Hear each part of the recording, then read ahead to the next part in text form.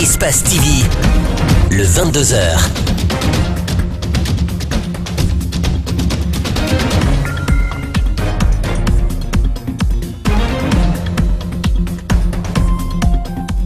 Vous faites bien d'être fidèle à Espace TV, c'est l'heure de la grande édition d'information. Bienvenue à toutes et à tous. Sensibiliser davantage le public et les médias quant à l'importance de la radio, encourager les instances de régulation et les organisations connexes à établir et donner accès à l'information par le biais de la radio. Tels sont les objectifs de la journée mondiale de la radio et on en parle dans ce journal. Deuxième journée de la grève lancée par le syndicat libre des enseignants et chercheurs de Guinée. Et nos équipes de reportage sont allées à la rencontre du secrétaire général Aboubacar Souma. Et puis en Afrique du Sud, l'ANC, le parti au pouvoir, s'est réuni pour finaliser le départ de Jacob Zuma. Nous ouvrons le bal par le président de la Sierra Leone qui s'est rendu en Guinée ce mardi, une visite d'amitié rendue à son homologue guinéen, le professeur Alpha Condé et toute sa délégation gouvernementale qui ont fait le déplacement pour accueillir Ernest Bai Koroma. Au cours de cette visite, aucune information n'a filtré sur le contenu des échanges entre les deux présidents. Après cette visite, le président léonais a échangé avec ses compatriotes venus à sa réception à l'aéroport international de Conakry-Bessia. Le 13 février 2018, journée mondiale de la radio. Le thème choisi cette année par l'UNESCO est Radio et Sport. La célébration de ce puissant outil de communication, le plus accessible auprès du grand public, n'est pas passée inaperçue en Guinée. Les hommes de médias ont profité de cette journée pour parler des enjeux de la radio en cette ère du numérique. L'humanité célèbre la journée de la radio ce 13 février. C'est un reportage signé Djibril Ba, Abdoulaye Kamara. C'est en 2012 que l'Organisation des Nations Unies pour l'éducation, la science et la culture a posé la problématique de mettre en relief la puissance de la radio comme plateforme pour l'éducation et la liberté d'expression, ainsi que son rôle vital dans la réponse aux crises et aux catastrophes. Le cultivateur qui est au champ, il a le poste récepteur à côté, il écoute sa radio préférée, il écoute sa radio locale. En tout cas, il a une radio à laquelle il s'identifie. L'invention de la radio est une œuvre collective qui part de la découverte des ondes électromagnétiques, de l'invention du télégraphe et aboutit au premier matériel utilisable pour communiquer sans fil. Le fait qu'au niveau de la radio, il y a l'instantanéité, cela fait que ce médium continue toujours d'être très prisé par l'opinion. La radio a le privilège d'être la plus ancienne à continuer de nous faire vibrer jour après jour depuis plus de 100 ans. De sa naissance à aujourd'hui, la radio a subi de nombreuses avancées qui lui ont permis de rester un vecteur à part le 4e art auprès des foyers issus de toutes les classes sociales. Quand quelqu'un vous domine par l'esprit, il vous domine. Donc je pense qu'on peut s'épanouir par la culture à travers la radio. Avec l'évolution du monde, si la radio n'existait pas, on l'aurait créée de gré ou de force. L'histoire de la radio accompagne l'histoire de la fin du 19e siècle et celle du 20e siècle grâce à une suite de découvertes et d'inventions qui, se complétant, ont abouti aux télécommunications modernes. Comme annoncé dans les titres, deuxième journée de grève dans le secteur de l'éducation, le syndicat libre des enseignants et chercheurs de Guinée poursuit sa grève, réclamant une amélioration des conditions de vie de leurs adhérents. Le secrétaire général du SLEG s'est réjoui du respect de la grève et invite tous ses membres à rester mobilisés. Idrissa Bari et Brahmassouri Kambara sont allés à sa rencontre. Le mot d'ordre de grève déclenché par le syndicat libre des enseignants et chercheurs de Guinée est largement respecté. C'est le constat que tire Aboubacar Souma, secrétaire général du SLEG, qui se réjouit de cette observation par l'ensemble des enseignants. Pour lui, la suspension de ce mot d'ordre de grève est soumise à la satisfaction totale des points de revendication inscrits sur leur plateforme. La levée de la suspension du salaire du camarade secrétaire général Aboubacar Souma. Deuxièmement, le paiement intégral de 40% de la valeur monétaire du point d'indice qui nous a été maladroitement arraché, n'est-ce pas, ou confisqué par le pouvoir. Donc son paiement intégral à la fin de ce mois avec effet rétroactif. Le troisième point, la fixation d'un salaire de base à 8 millions de francs. Le bureau exécutif du SLEG invite l'ensemble des enseignants à rester mobilisés et à ne pas se laisser influencer par les personnes qu'il qualifie de mauvaise foi. Son secrétaire général estime que lui et son bureau exécutif sont déterminés à aller jusqu'au bout pour que les conditions de vie des enseignants soient améliorées. Aujourd'hui, nous sommes déterminés à aller jusqu'au bout. Tant que nous ne sommes pas satisfaits, nous tiendrons la grève. Ce sont les 3 points de revendication. S'ils sont satisfaits, aujourd'hui, avec le bulletin à l'appui, parce que ce n'est pas une promesse que nous allons suspendre, comme par le passé. Si ces points-là sont satisfaits sur le bulletin, alors on arrêtera la grève. Dans le cas échéant, on continue la grève. Ce lundi, le ministre porte-parole du gouvernement a qualifié cette grève d'illégale, précisant que l'exécutif reste ouvert à toute négociation. Et puis, si rien n'est fait, une autre crise pointe à l'horizon. L'Union générale des travailleurs de Guinée, en abrégé UGTG, exprime son indignation face à l'inaction du gouvernement, notamment le silence du ministre du Travail, Damantan Albert Camara. Au regard des licenciements arbitraires, le mauvais traitement infligé aux ouvriers, le manque de soutien de la Caisse nationale de sécurité sociale désespère cette organisation syndicale qui n'exclut pas, si rien n'est fait dans les prochains jours, de déclencher, elle aussi, une grève. Mamadou Saliouba, Abakadine Camara, Abdourahmane Ba. Après les enseignants ce lundi, la classe ouvrière guinéenne, elle aussi, se prépare pour investir la rue. Des milliers d'ouvriers prêts à aller en grève le 19 février si ces points de revendication ne sont pas satisfaits. La mauvaise gestion des cotisations à la Caisse nationale de la sécurité sociale, la mauvaise réglementation de la sous-traitance, les licenciements arbitraires, la situation des travailleurs de moulins de Doué Sécurité, la politisation de l'administration, l'absence d'une inspection réelle sur le terrain, l'entrave à la liberté syndicale, la révision de la convention des BTP, l'indifférence de l'État face aux accidents mortels survenus sur nos sites. À cela s'ajoute l'audit de la Caisse nationale de la sécurité sociale, la réglementation de la sous-traitance et bien sûr la régularisation des travailleurs du Moulin d'Afrique, GICIMAN et Doué Sécurité. Quand vous prenez aujourd'hui le cas de Moulin, vous avez 31 personnes. Vous prenez Doué Sécurité, vous avez 55 travailleurs. Vous prenez aujourd'hui Itkan, vous avez plus de 500 et quelques travailleurs. Donc la liste elle est très longue. On ne peut pas vous dire licencier sans préavis, sans aucun respect de la procédure. Mais dans le regard des ouvriers, visiblement déçus, se trouve Damantan Albert Camara, qui selon les syndicalistes a qualifié leur camarade Aboubakar Souma de malade, et Malik Sankon, le directeur général de la Caisse nationale de la sécurité sociale, qu'ils accusent de ne pas respecter les droits des travailleurs. Tous ceux qui sont tombés malades se sont soignés eux-mêmes. Les accidents de travail, on était obligé de les prendre en charge nous-mêmes. Qu'est-ce que la Caisse a fait avec cet argent? Entre-temps, monsieur le directeur de la Caisse se promet de se promener tranquillement avec les billets de 20 000 pour faire la campagne pour un parti. La Caisse n'est pas la caisse d'un parti politique. L'UGTG et ses milliers de travailleurs ont envoyé le 29 janvier 2018 un courrier au ministre de l'Enseignement technique, de la formation professionnelle et du travail, mais le courrier est resté sans suite. L'Union générale des travailleurs de Guinée compte passer à la vitesse supérieure en investissant la rue.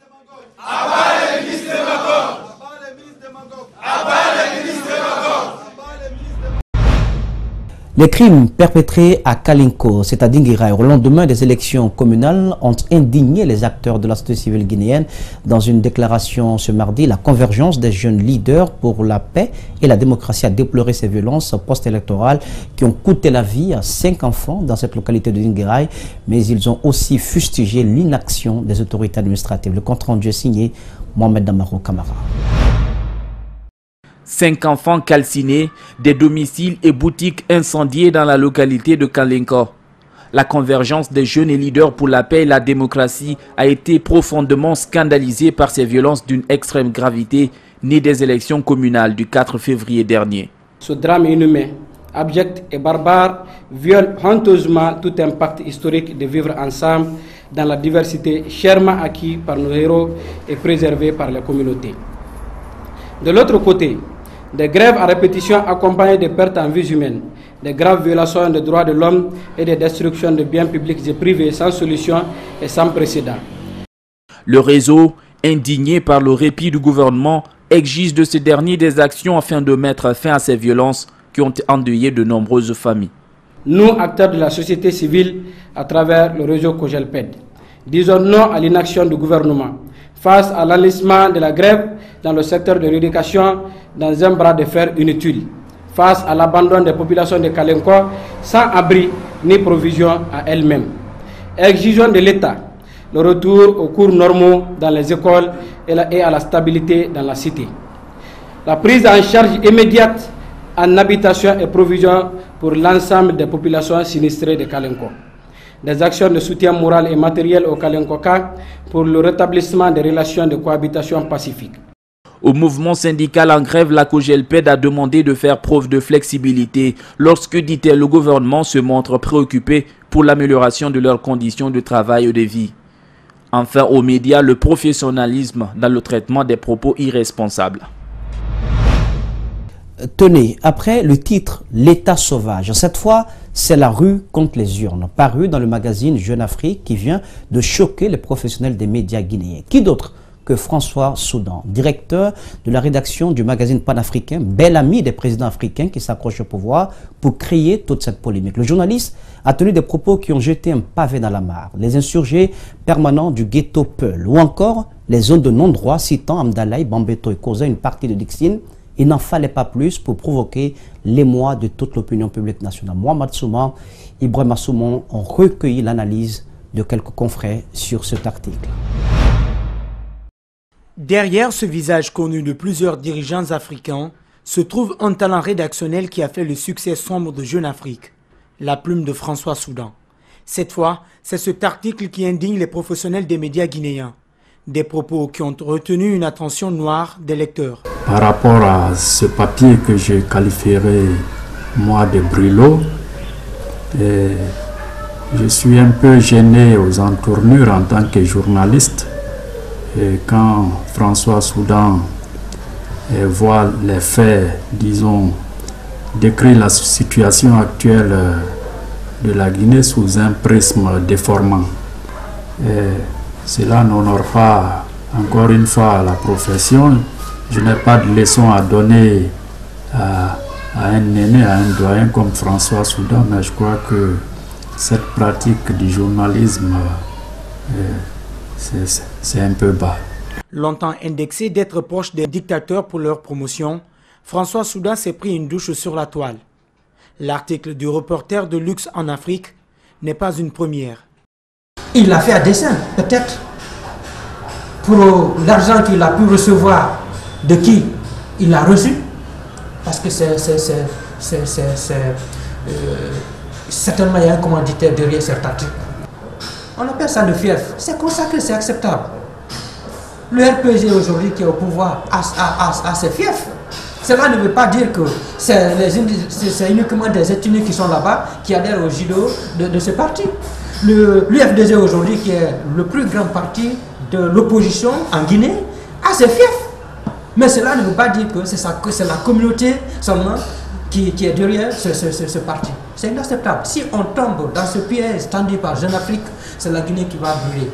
Le même journaliste, auteur de l'article Alpha Condé, président partout, président nulle part, a été reçu en 2010 par le locataire de Sékou Touréa. À l'issue de cette visite, une amitié se relance entre les deux hommes, un client de plus pour le magazine. Une prostitution de sa profession dans un affairage qui se dévoile de plus en plus. Le Conseil national des organisations de la société civile a fait une déclaration ce mardi relative à l'attaque ayant visé son président dans sa Kourma.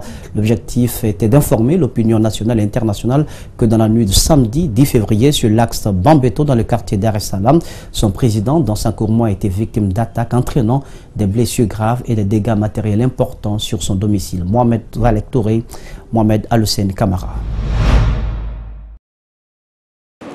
Cette attaque intervient à un moment sensible de notre pays où le CNOX mène des actions et des caravanes de sensibilisation en faveur de la paix, de la non-violence à Conakry et dans certaines préfectures affectées par les violences post-électorales. Au regard de cette grave préoccupation, nous pensons que cette situation est très préoccupante pour nous. C'est pourquoi le CNOX interpelle et rappelle à l'opinion nationale et internationale que l'accomplissement de son rôle de veille, d'alerte, de proposition et d'interpellation citoyenne ne doit souffrir d'aucune intimidation et menace devant les nobles objectifs à atteindre. En conséquence, le CNOCS et tous ses démembrements condamnent avec fermeté ces comportements honteux, inhumains et humiliants qui ternissent l'image de notre pays. Le CNOCS interpelle les autorités en charge de sécurité et de la justice sur leur devoir de protection, de garantie et de quiétude sociale pour tous les citoyens guinéens. C'est dans ce sens que le CNOCS a porté plainte auprès de la gendarmerie nationale qui a déjà engagé une enquête pour retrouver et traquer les auteurs de cette agression contre son président.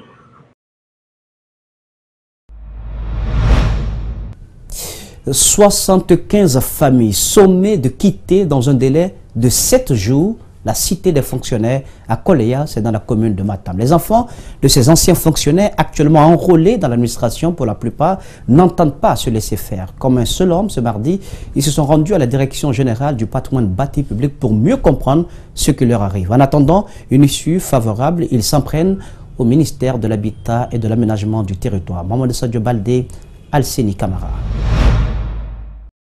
Depuis le premier régime, puis le second, les fonctionnaires vivent ici et payent la location à la Direction générale du patrimoine bâti public. Un huissier, disent-ils, est venu déposer un document leur demandant de quitter les lieux. Première incompréhension. Il n'y a pas la signature du ministre, il n'y a pas la signature du président, il n'y a pas la signature du patrimoine bâti public. On nous envoie cela, on veut nous parler de quoi? C'est de l'arnaque, c'est du n'importe quoi. Qu'on arrête un peu dans ce pays.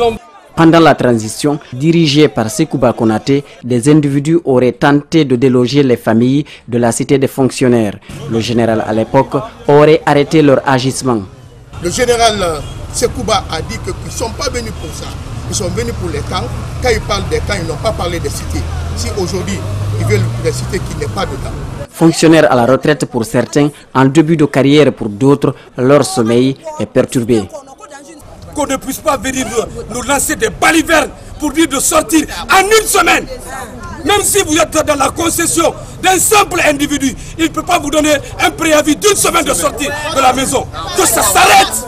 La colère et la menace à l'encontre du ministre de l'aménagement de la ville sautent aux yeux. Je dis à Kourouma qu'il puisse s'arrêter, sinon ça sera son départ. Ça sera son départ. On attend les gendarmes, on attend ces policiers, on attend ce tussier. Il va nous trouver ici. En ce moment, il va plier cette maison du patrimoine bâti, plus nos parents, ils vont nous faire sortir tous ensemble. Mais que ça s'arrête maintenant. Trop, c'est trop. Au moment où nous quittions la direction générale du patrimoine bâti, l'huissier aurait déclaré sous la pression qu'il a été trompé, que des adversaires auraient agi dans son dos. Un petit détour à l'intérieur du pays. L'Institut Géomine de Bokeh veut participer à la réduction des impacts sur l'environnement de l'exploitation minière en Guinée. Il vient d'organiser une conférence pour les étudiants de l'institution et ses encadreurs, une conférence à laquelle plusieurs sociétés minières ont pris part. C'est la chef de cabinet du ministère de l'Enseignement supérieur et de la Recherche scientifique qui a présidé la rencontre. Abdoulaye Keita, Salifoli Fossissé. L'exploitation minière dégrade l'environnement. L'Institut supérieur des mines et géologie de Bokeh veut apporter des réponses scientifiques à cette problématique. Mais cette conférence première du genre depuis l'installation de la nouvelle équipe dirigeante de la géomine a pour objectif la création d'un cadre adéquat de débat entre les sociétés minières, les étudiants, les enseignants-chercheurs. On est en passe de devenir un centre d'excellence sous-régional à vocation minière. Donc, ce qui suppose que nous avons un rôle scientifique à jouer pour essayer d'apporter des réponses scientifiques à toutes les problématiques qui ont trait au développement des activités minières en Guinée. Donc l'Institut aujourd'hui a les compétences, nous allons nous donner les moyens, avec le projet d'excellence initié par M. le Président de la République et le ministre de l'Enseignement supérieur. Le ministère de l'Enseignement supérieur et de la Recherche scientifique salue à juste titre cette initiative à laquelle il apporte son soutien. L'Institut de Bokeh n'est pas seulement un institut qui forme des ingénieurs, des géologues. Comme je l'ai dit, les étudiants qui sortiront de cet institut et qui seront amenés à travailler dans les sociétés minières seront les premiers agents communautaires et de protection de l'environnement dans cela. Donc il est important qu'ils puissent avoir les notions et comprendre les défis de l'impact environnemental sur nos communautés ainsi que sur la rentabilité des opérations minières des sociétés minières. Cette conférence est, selon les autorités, une occasion de réel partage sans aucune incrimination. Et cette conférence n'est pas dirigée contre une société, bien au contraire.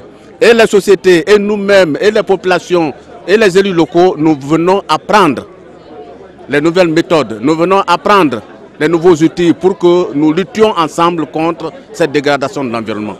Les mines, vecteurs de croissance, de telles initiatives renforcent les capacités des ressources humaines de l'Institut supérieur des mines et géologie de Bokeh, en est un pourvoyeur sur le secteur minier guinéen.